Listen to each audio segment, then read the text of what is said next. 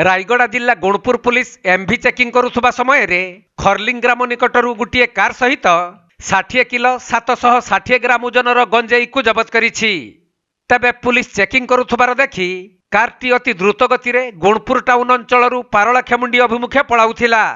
तेणु पुलिस कारटीर पिछा करी कारटी को जबत करने सहित कार भितरे गंजेई नहीं जाउथबा गजपति जिल्लार 2 जन को गिरफ करी कोर्ट चालाण करिथिबा जणा पड़िछि।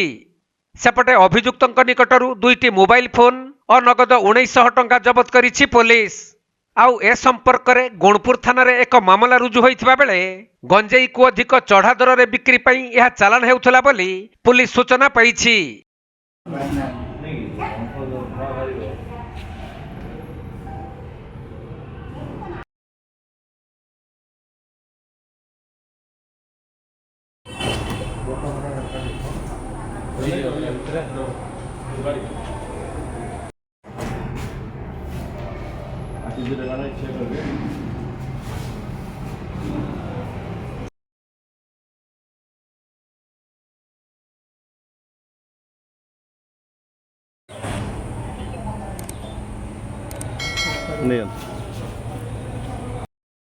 रायगड़ा जिल्लारू प्रफुल्ल कुमार बेहरा रिपोर्ट, कोणार्क लाइव।